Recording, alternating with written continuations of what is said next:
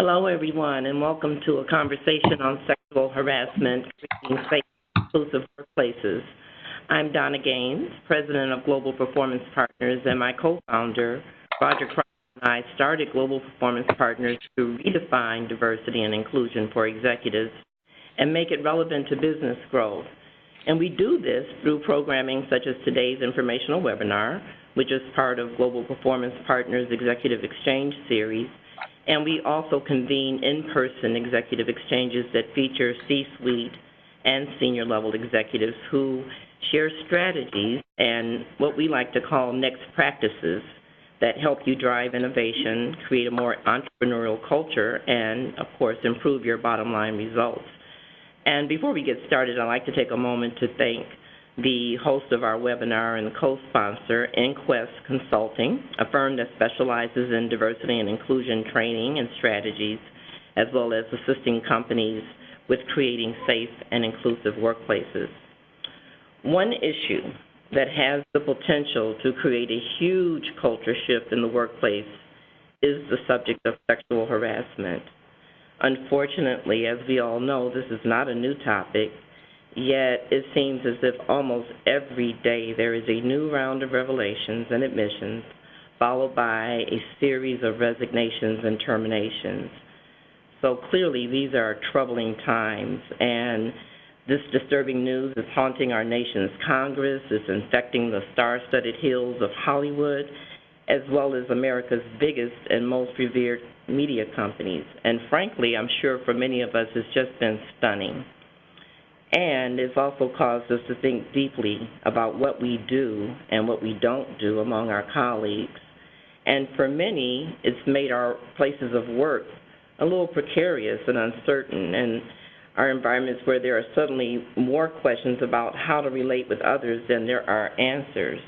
Roger, your thoughts? Thank you, Donna. You're right. To us at Global Performance Partners, despite the pain that the avalanche of sexual harassment accusations has caused, or really because of it, we now believe it's critical to search harder than ever for answers. That's why we've invited two experienced thought leaders when it comes to creating safe and inclusive workplaces to speak with us today. We're delighted to have Jenny Clark, Director of Leadership Staffing at Google, join us. Jenny has spent several years working as an executive recruiter and organizational leadership professional. She's worked with some of the world's leading executive search firms, and now one of the world's true corporate giants. Google is a leader, as you all know, in internet-related services and products with nearly 75,000 employees across the globe. Now, in case you didn't know it, Jenny is also a published author whose book, Career Mapping, Charting Your Course in the New World of Work, is a must-read for everyone, no matter if you're at the entry level or you're a seasoned veteran. We also welcome Scott Hoseman, CEO and founder of Inquest Consulting, our co-sponsor, as Donna said, for today's webinar. Scott formed Inquest about 6 years ago to create a forward-thinking diversity and inclusion firm that focuses on innovative strategies designed to drive results through the power of diversity. He's gathered a collection of exceptional business leaders who implement effective people strategies that are a welcome departure from the same old approaches of years past. Scott is originally from Indiana, but he regularly travels all over the U.S., Europe, and Asia to assist his clients in their inclusion journeys. Today, in fact, Scott is connecting to us all the way from London, England. So welcome to Scott and to Jenny. So for the next 30 to 40 minutes or so, Donna and I will be asking Jenny and Scott a few questions that explore how we begin to pave a pathway to healing and building inclusive workplaces. We've asked them to share some ideas and approaches to help you start creating an atmosphere of understanding where women and in fact, everyone feels welcome, valued, respected at your workplace. Now, afterward, we'll open up the final, let's say, 15 minutes of the session to you, the audience, so that you'll have a chance to ask our experts your own questions about their comments or maybe even about specific challenges you may be experiencing.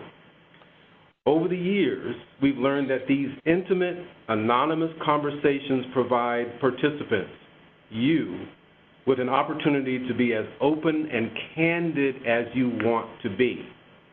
So, we will keep your name and your company private unless you choose to disclose, of course, that information.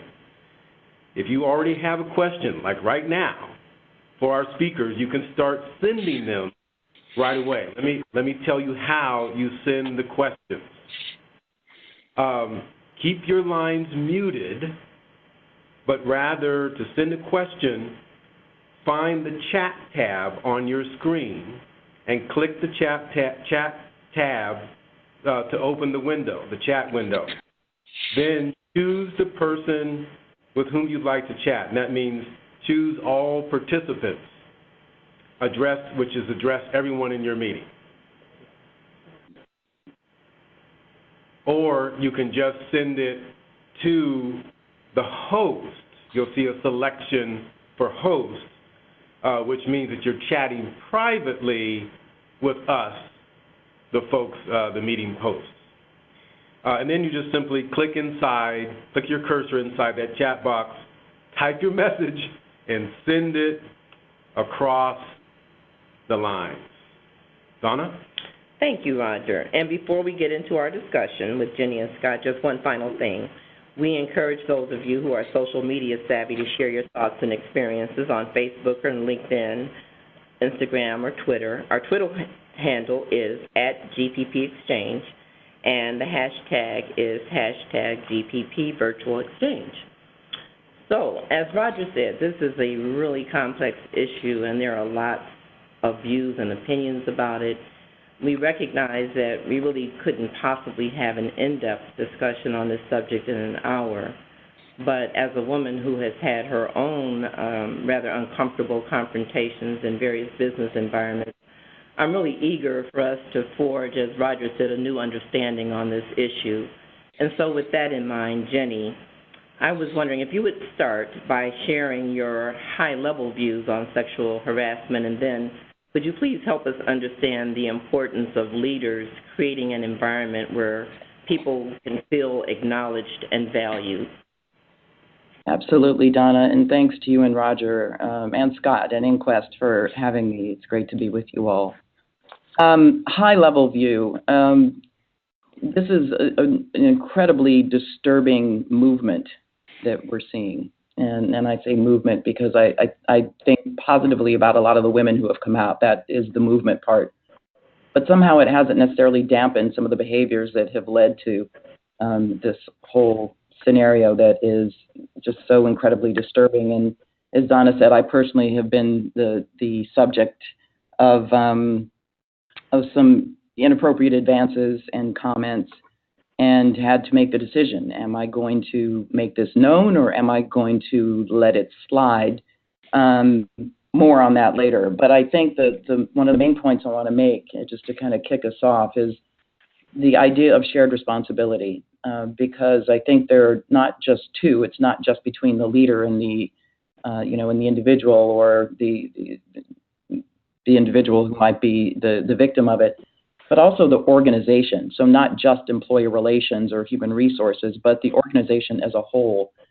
And this is a quote from the EEOC that says that harassment is more likely to occur when there's a lack of diversity in the workplace. So I think that's part of the reason, because you've got people that are just incredibly insensitive and feeling entitled. And so I think leaders bear an enormous responsibility for setting even a microculture in their particular organization. So it's not, at Google, for example, we're closing in on 100,000 people in the next 2 years, but we've got roughly 100 vice presidents or so, or a few hundred, the number is off, vice presidents who are leading enormous businesses that have huge consequences. And I put the burden on those leaders at the what we call product area or business line area to really keep a pulse on what is the temperature, what is the culture, what is the climate that would allow for this kind of behavior to take place, and what are the consequences when it does happen. As a woman, and this we have to make sure that we say, I'll say it first, that harassment isn't, women are not the only victims of sexual harassment. Men can be as well. But often it is women. And I think we have a responsibility to, one, behave in such a way that it's not being encouraged. And I'm not for a minute suggesting that the women to whom this has happened have asked for it, as some might suggest. Not for a minute am I suggesting that. But I think we do need to be vigilant. We need to be aware of our appearance, be aware of some of our behaviors.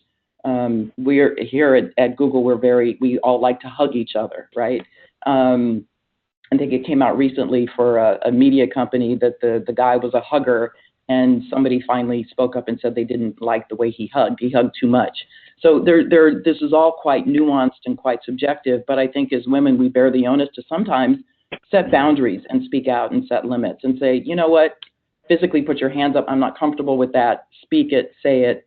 So that's part of the shared responsibility that we're talking about. And then the other piece of it to me is, and this is something that I always say as it relates to diversity overall, I think companies need to adopt and really integrate a talent mindset. And by that, I mean, as a recruiter, I'm always assessing talent. That's what I do.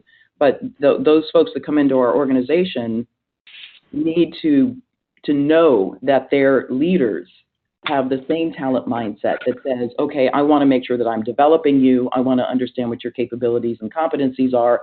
And to me, it's that kind of mindset that an organization really does adopt. And a lot of it is through HR practices, yes, but a lot of it is just through the nature of the leaders that you hire and the expectations and accountabilities that are set forth among those leaders.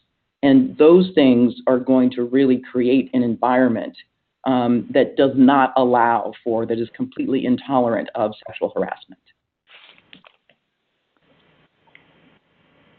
Scott, did you want to offer anything on that point? Well, yes, Jenny, thank you. And before I dive in and respond and react to some of the great things that I appreciate, thank you to Roger and Donna and Global Performance Partners.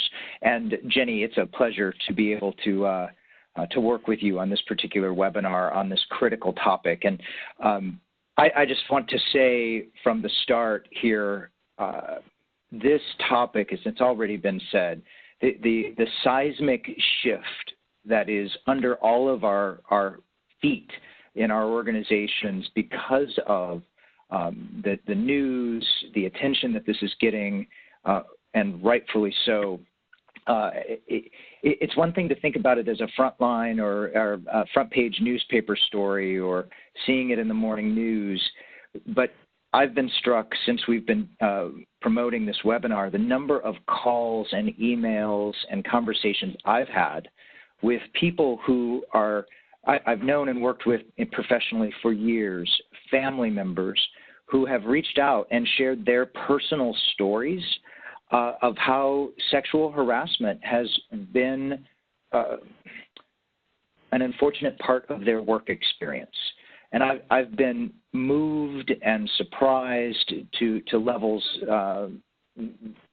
that have been shocking to me at the prevalence. So this is not just a media event or a national headline event. What I've learned as part of this process in the last couple of weeks of how really close to home this is for many people on a day-to-day basis. So with that as a backdrop, Jenny, you picked up on two very key points that we also support at Inquest.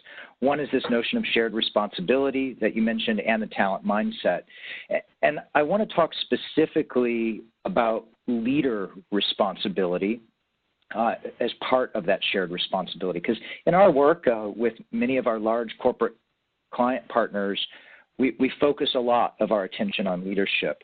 And in prepping for today's webinar, I thought myself, okay, what can we offer that's different than people may typically think on this topic. So yes, you need to have reporting procedures. Yes, you need to have training. Yes, you need to have a policy, for sure. Those are the basics. But I want to take us maybe a step further in what we're seeing is some of the early work in addressing this movement, as Jenny mentioned. And there are 4 leader-specific opportunities that I'll just highlight quickly. One is that the senior leaders in organizations need to, from our view and opinion, be vocal and visible on this topic overtly.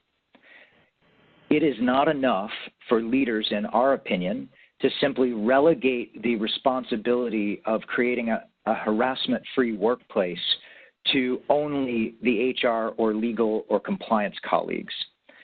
We believe that when leaders talk about what is important to them, when they verbalize and communicate, and whether that happens in an email, video blast that goes out, town hall meetings, however that occurs, but that leaders should be talking about this topic and setting the tone and expectation from the top.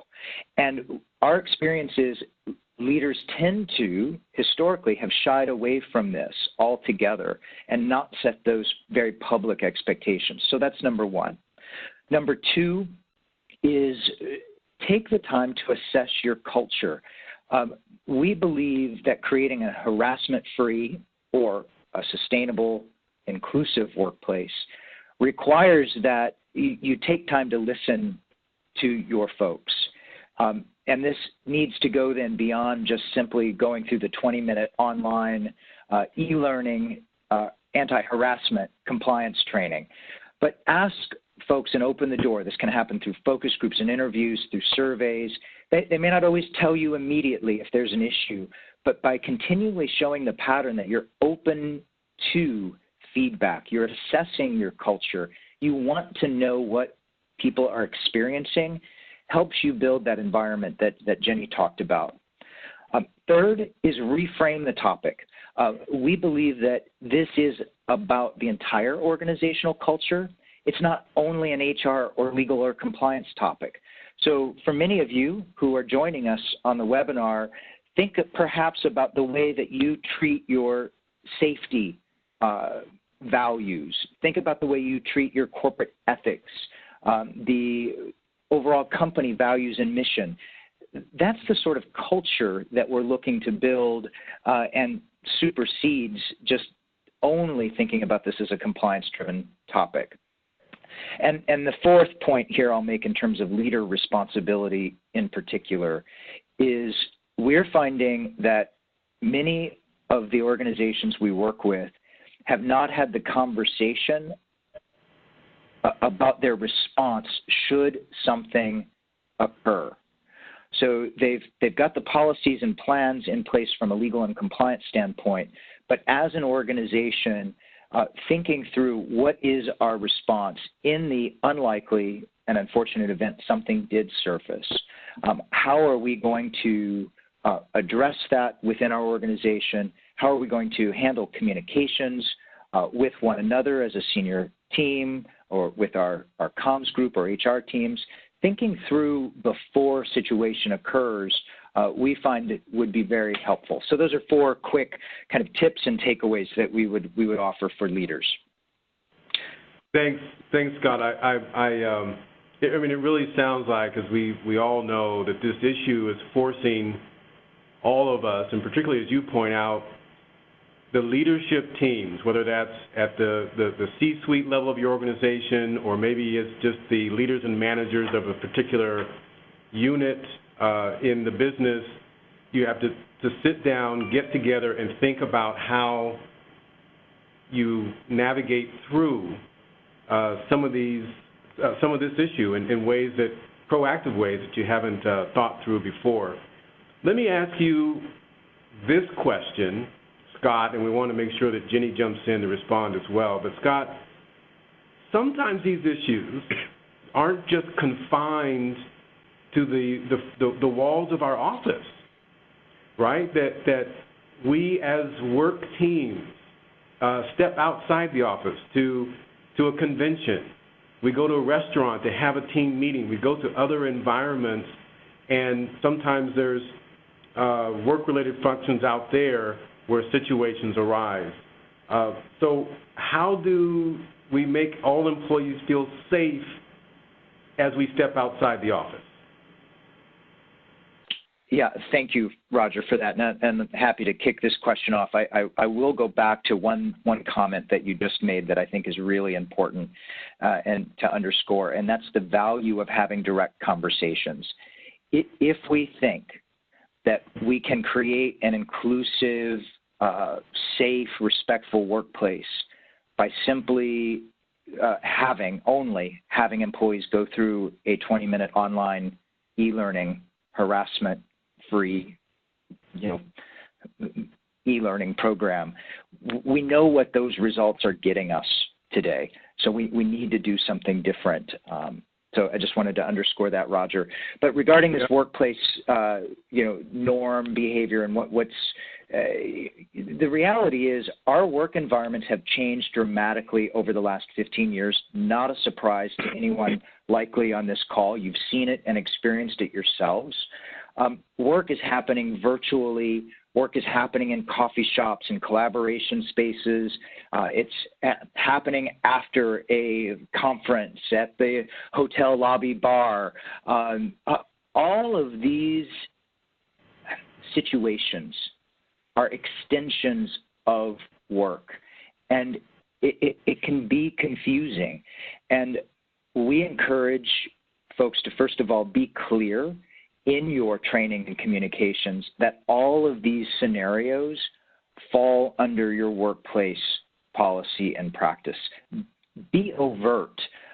It may sound simple to some of us on the call who do this work more frequently, but understanding and helping be clear and overt for your employee population and your leaders that all of these scenarios are covered under the broad work umbrella is important.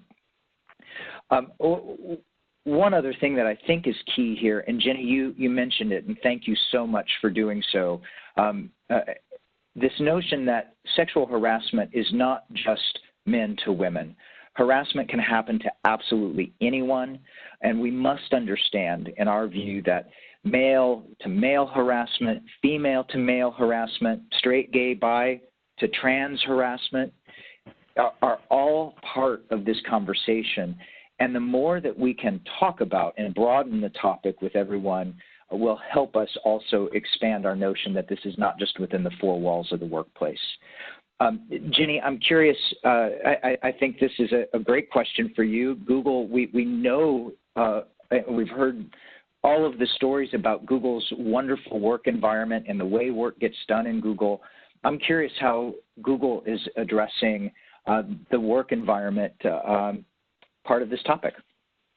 Yeah, Scott, thanks. And indeed, we have just a wild, wacky place. We have numerous campuses in the Bay Area, over 100 physical buildings where people work, a lot of work virtually. Obviously, we're a global organization, and it's a very casual environment. It's literally, now, for those of you who might know me, my look has never been especially casual. I don't do flip-flops, and I don't have a whole lot of pairs of jeans, but that is kind of the norm here. I mean, even some of the young women show up in yoga pants.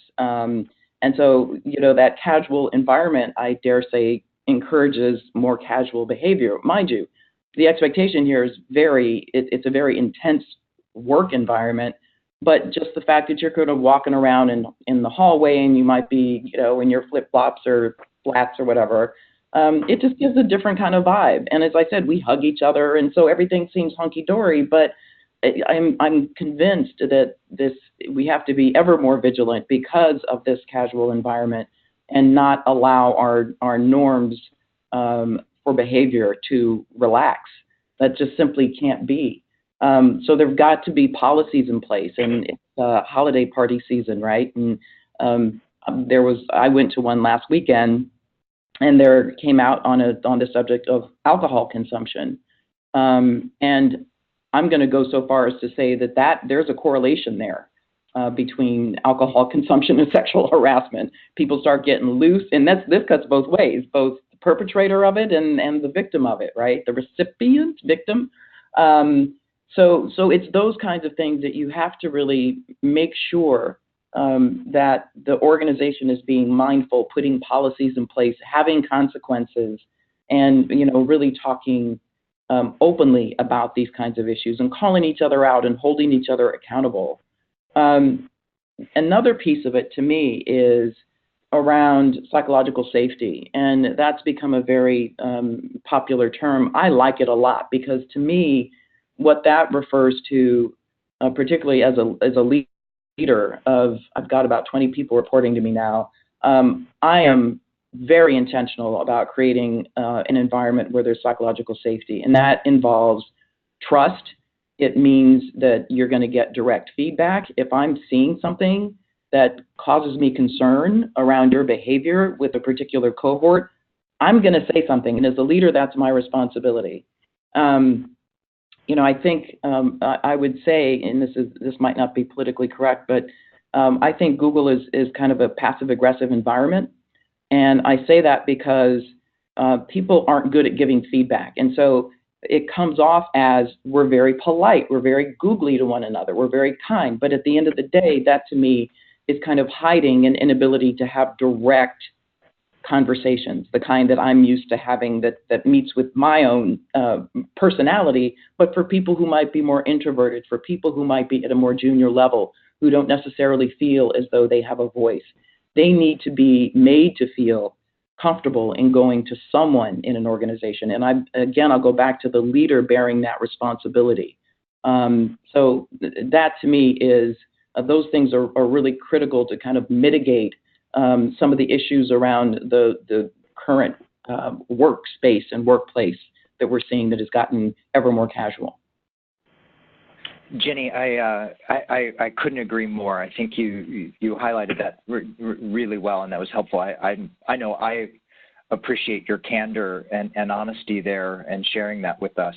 The one thing that I would like to add, and it's not in counter to what you're saying at all, it's perhaps the other side of the coin that we're also seeing, and it's what I'm labeling now as the kind of fear factor, where we're starting to see many examples where well-intentioned men who likely would not be, and I use men in this case specifically because those are the examples that have surfaced for us, are now almost going into a bit of what we're calling retreat mode, and worried about engaging with women at all. And in fact, Roger, you mentioned I'm here in London. When one of the executive sessions I was in this week, I watched this play out live. We were standing there. It was after the session.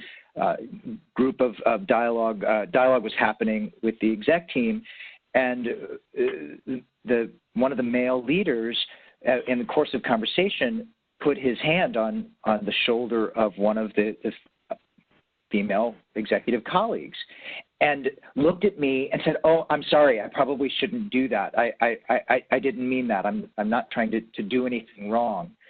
And that was just simply placing a hand on her shoulder. She didn't give any response that was inappropriate or unwelcomed.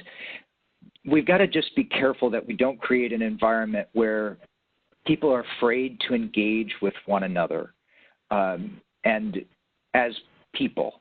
And so this notion of the fear factor and retreat, yes, we need to do all the things to make sure that we're taking steps to prevent harassment, but we can't stop the way that we engage with one another, especially from a gender standpoint. If men retreat, that's not going to help any of our gender equality efforts that we have underway. So that's just something I wanted to add as another view that I think we need to think strongly and consider on this particular topic. Scott, can I jump in and just say that I love that point. I think it's huge, and it concerns me because I'm sensing that same mindset of this retreat thing, and that totally undermines every diversity effort that any organization might want to have. And you can see it play out because I'm a recruiter. you can sometimes say, well, is that person, do we need another woman in this group? And so we've got to be very careful not to allow that to creep in as a dynamic. Yeah, and it's funny, we're talking about this issue, and it's a kind of issue where we're learning, all of us are learning as we go through it. I was in the barber shop this morning. It was a place populated by several professional men who asked what I was doing today, and I told them about this webinar, and they expressed their, how would I describe it, frustration, their angst. They feel, they genuinely feel the pain of those women who experience harassment, or anyone who has experienced harassment, but they're confused, to Scott's point, about what they should say, what they can say, and what they can't say, and so now they're on eggshells. And to me, that's okay, but I just wanted to make the point that one of the things that the two of you are saying is we need to create forums. Leaders in organizations need to create forums that are inviting for people to come and express their frustration and their confusion and ask questions and feel okay about doing that. So hopefully we can do that. Roger, if I might, just to piggyback on that a little bit, I absolutely agree, and I know a lot of the conversations that I've been having with men and women, they talk about where is that line, because society has kind of created environments, frankly, where some of that is acceptable and, until it gets to a point and then it becomes unacceptable. But I also wanted to kind of comment on Jenny's comments about the backlash. Some of you may have read Sheryl Sandberg from Facebook, her comments about that, and how, if we take this too far, could it create a backlash to where people are uncomfortable with hiring women, are afraid to promote women because of any perceived attacks that they might get, or how their involvement and engagement with them might create some kind of backlash. And so that led me to think about, topics like retaliation and the fear. I understand that about 50% of people who do report, for example, and this is according to the EEOC commissioner, face some form of retaliation. And I've also heard a lot of conversations around sexual harassment being a power play. And, that goes back to leadership again, and how perhaps there's not enough diversity in the workplace so that people fear having these kind of conversations. So I'm just wondering if you could perhaps give us some insights, either one of you, on some steps that, employers can take to make sure that they can navigate these perceived power dynamics in a way that encourages people to report and not fear some kind of retaliation. So, Donna, this is Scott. I love this question, and I think it really speaks to and starts to really help us all appreciate the complexity of this topic. If we think that we can create these safe, respectful, inclusive workplaces that we're believe many of us truly and deeply desire, if we think we can do that with a simple just do or say these 10 things and don't do or say these other 10 things, and, check, we're done, we're missing an opportunity. And you mentioned power dynamics and retaliation. I think this really gets at one of the things that we're spending a lot of time on in the diversity and inclusion space, and that's this notion of intersectionality. If we compartmentalize this is only only a topic for predatory, male behavior toward women, we're missing the boat. We need to understand that my ability to even be a hand raiser, Jenny, as you mentioned, that may be complicated if I'm a person of color, or if I happen to be an employee with disabilities, or if I happen to be the only, Gen Z member of my team. When we think about, it's not just the construct of sexual harassment and the culture we're creating, but the environment and my identity are uniquely intertwined and woven into the subject. So if I feel like I'm already spotlighted and having to work, and I'm struggling to get my voice out because of my differences in any of those ways that may show up, it can be that much harder for me to raise my hand. And I think we need to have those conversations openly. I think we need to talk about that overtly. And that goes a long way to help equalize some of the power dynamics that you mentioned. Jenny, what would you add? I think we could spend the whole hour on this notion of power dynamics.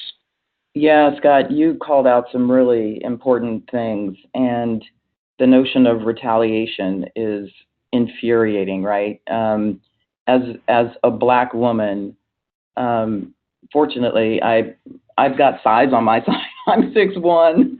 I'm over 50. I'm at a stage of my career where I don't think I'm as likely to be the subject of it, but I'm certainly aware, Google in particular, I think the average age here is 30, right? These are young folks, and a lot of the younger women are more junior. A lot of them might not have worked anywhere, came here straight out of college, and they don't understand some of the dynamics. They don't necessarily know how to set some of the boundaries that we're talking about. And for as flat and non-hierarchical as we say we are here at Google, there are power plays made all the time. And to me, this whole sexual harassment issue is the notion of someone trying to overpower someone against their will. Even the slightest gesture, hand on the ankle, hand on the knee, hand on the thigh, those kinds of things. That's bullying to me at its absolute worst. And so I think we've got to really just call it out for what it is. And obviously, in addition to having the ethics and the human resources, employee relations, all these kinds of things in place, I'm going to go back to the leadership piece. Because very often you see the more powerful the individual, we see it in Hollywood, right? The more powerful they are, the more entitled they feel. And so, and indeed, very often it's these very individuals who feel above the law. They are not called out. They're not accountable. And therefore, they kind of will say, oh, well, I just didn't know. Sorry. We're seeing that in Silicon Valley with some of the private equity firms. So I think this notion of power play is something that we've really got to be aware of and not be afraid of. And I guess that's why I'm hopeful by virtue of what we're seeing in general with Hollywood and all these other places where it's in politics, where it's really showing up here lately, that people are being held accountable, brought to light. Matt Lauer, when you've got big people that you see every day on the news, where does he go from here? That's damaged goods. And you know what? He deserves it. If he did it, that's what he deserves.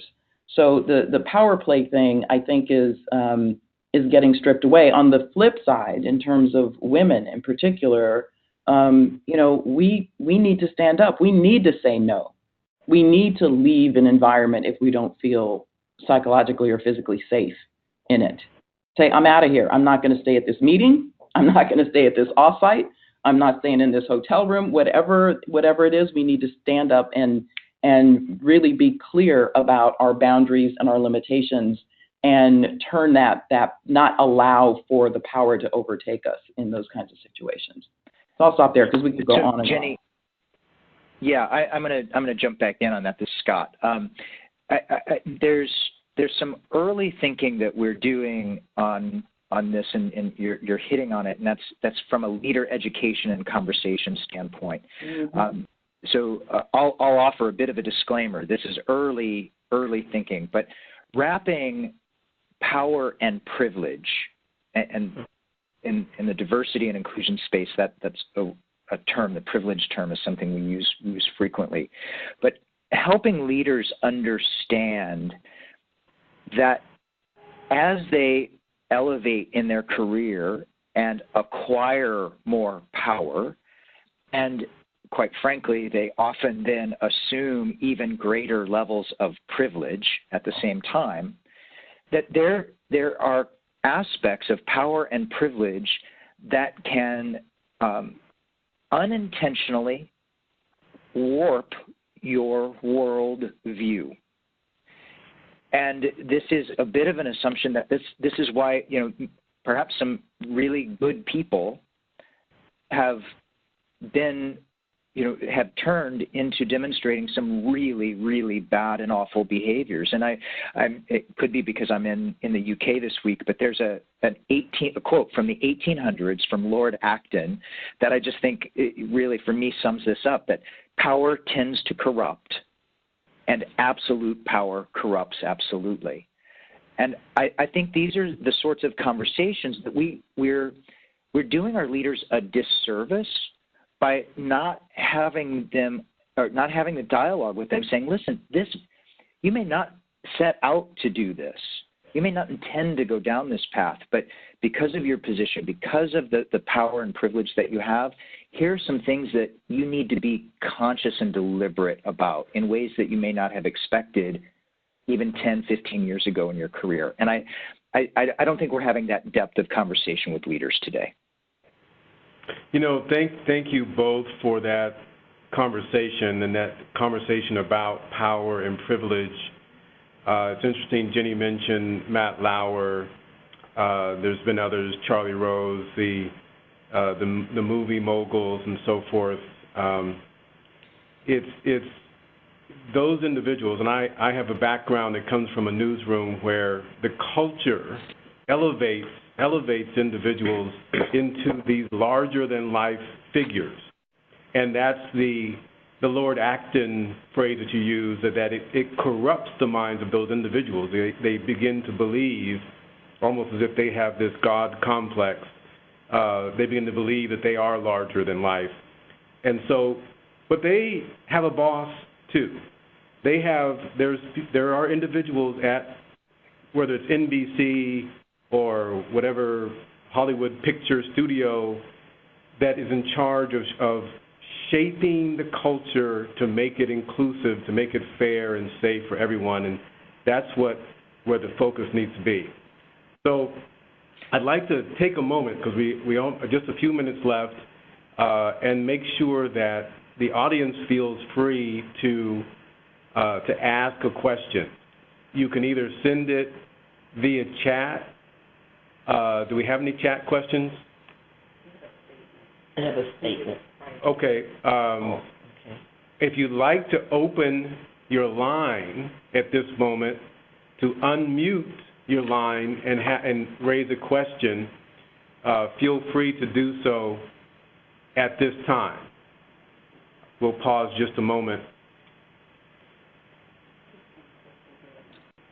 You just unclick the red microphone to unmute. And while we're doing that, do you want to share the statement? No?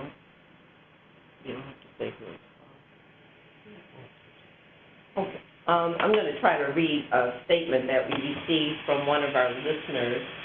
The statement reads, "It's not just harassment of people in higher positions that harass others. Just thinking about everyone having responsibility and accountability, these inappropriate behaviors happen peer-to-peer." That's an important point, too. And in all departments of an organization. So it's not only one group, for example, that men being in senior positions, but the power and privilege I think that you have. It's also about the psychological and emotional safety of all people at all levels when working with all people at all levels. And we didn't touch on peer-to-peer. I think that's an excellent point. So thank you to whoever sent that in. I think that's a great point. And we, as you said, Donna, at the opening of the webinar, we tried to focus our attention a bit at the leader level for this discussion. And so thank you for that clarification.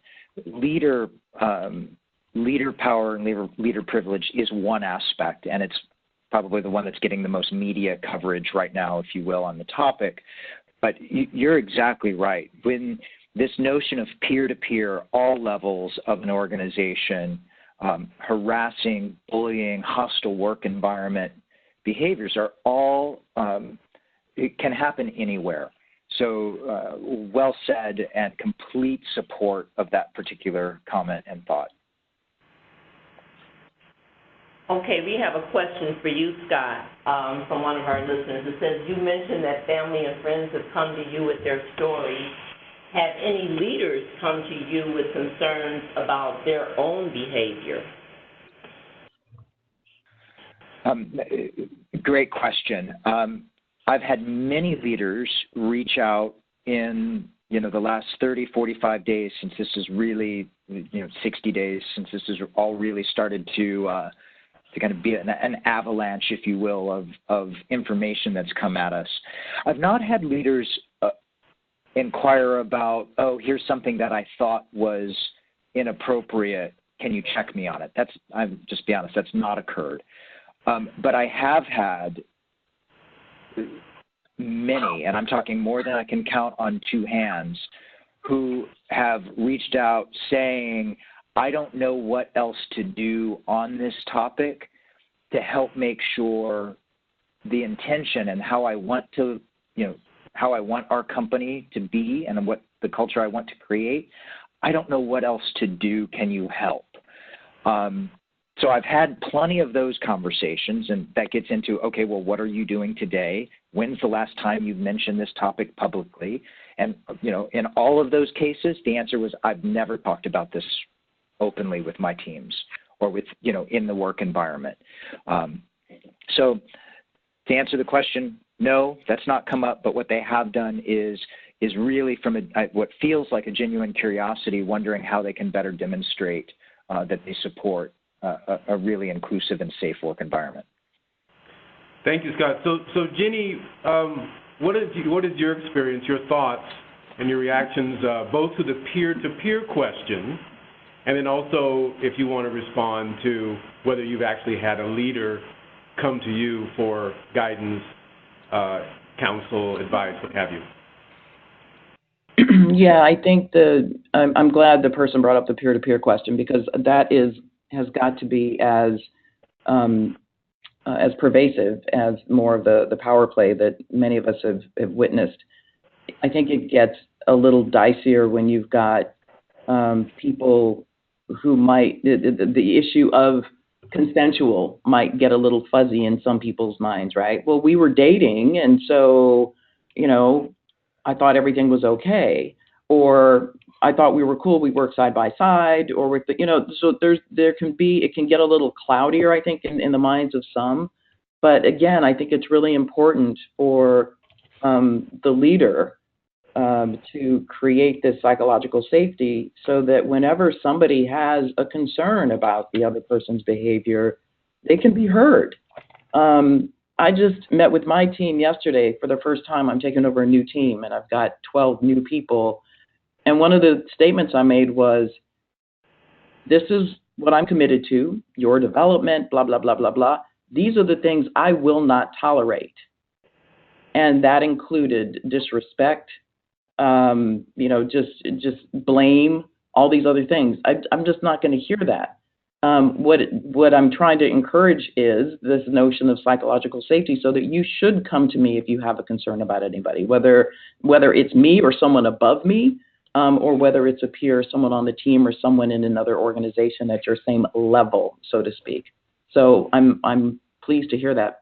On the other subject of leaders having come to me, I can't say, like Scott, I've not had anybody come and who's kind of questioned their own behavior, but more so has kind of questioned one of the points that we made earlier around, I want to make sure I'm a little worried, I'm a little worried that if women might be distracting, or if we have to walk on eggshells if there are women around, what can we say? We're kind of used to a locker room environment, and so we're not sure how women are going to fare in this environment. To which I say, you can't. A locker room environment simply isn't going to work. I just don't care. I mean, here at Google, we've got dozens and dozens and thousands of software engineers, many of whom are men. And you've got to, the leaders are being tasked with making it a much more inclusive environment every day, the way they speak to one another, the way people are situated in the workspaces, all of that stuff has to be considered in making it safe for all. So, yeah, those are my responses to those two questions. Roger, thanks. And Jenny, I'm gonna add something. You made me think of something additional, and I was unable to find a data point that I felt comfortable kind of repeating on this webinar. But I did find a wide range of the number of relationships, and romantic relationships is what I'm referring to, that are formed as a result of first interaction or meeting in the workplace. And from the data and the research that we could find, it seems like there's a wide range. I couldn't nail down on anything, I felt comfortable with. But even if you think about your own experiences, for those of you on this call, or think about the people you've known who met at work, I think that's partly what makes this complex, and particularly at the peer-to-peer level, because we talk in the diversity and inclusion space all the time about bring your whole self to work, be your authentic self, and that's kind of a mantra that we use. Well, and hopefully this isn't going to be controversial on this call, but the reality is we are sexual beings. That's part of, for many of us, our identities. And recognizing and reconciling, wait a minute, how is that part of who I am or who I'm attracted to, and if I met them at work, where is the line of appropriate, inappropriate behavior? And I throw that out there just to consider. I don't, if you're waiting for a big reveal here on an answer to that, I don't have it. But I think it's something we need to really take into account. And again, if we come at this from our approach has been the 10 things you can do and the 10 things you can't do or say, I think we're missing the opportunity to have the deeper conversations in our workplace. Thank you, Scott and Jenny. I just want to say that it's funny as we wrestle with this issue, each of us, and I said earlier about how I've heard about the frustrations that some folks have. I think that people somehow feel, certainly men, often feel frustrated that they're forced to, question what they say or do in the workplace. And to that I say it's we're human, Scott, as you say, but it's good for us to question our actions, question what we say, question our assumptions, challenge ourselves to be better at interrelating with the folks around us. And that's sure, that feels uncomfortable sometimes, but it's important. I think if anything good has come out of all of this news and this big complex issue, it's that. So I want to take just one final moment to ask if there's any last question someone wants to toss out, or that they can send over the chat room right away, or express it over the line verbally. We just have a couple of minutes left. So unmute your phone if you want to toss out a question. We have about 4 minutes before we conclude. I'll pause and see if we get any questions from the audience. We want to give that opportunity.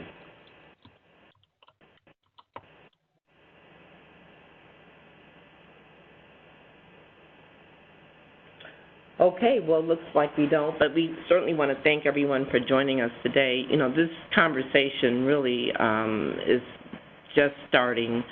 What we understand and recognize is there is going to have to be a huge shift in the culture of many corporations to begin to create these safe environments where everyone feels comfortable having these types of conversations. And what we've learned today is that, we need leadership to step up and take a overt role in making sure that these conversations happen and that people feel respected and safe. Jenny mentioned a talent mindset, and for me, that's kind of foundational, and it speaks to creating a culture in your organization where everyone, as she said, is acknowledged and valued.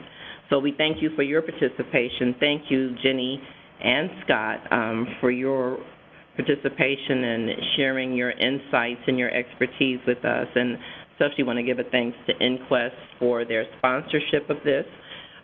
We apologize for any logistical or technical difficulties that we had. We had an overwhelming response, and we certainly are grateful for that, and we had to make some different accommodations. So thank you for joining us. We're going to make sure that this audio is available for you online so that you can listen to it in its entirety in case you had to join us late. And then we're also going to send a survey out, just maybe less than 5 minutes of your time. We would appreciate if you would fill that out so that we can get your feedback and get your input as we think about additional webinars that we'll be hosting. And then finally, Global Performance Partners will be hosting an executive exchange in the spring, and you'll be hearing more about that. So please go to our website at globalperformancepartners.com and sign our mailing list, and we'll make sure you get information on that. And with that, I'll say thank you to everyone, and please have a good day. Bye-bye. Thanks so much. Thank you. Thank you.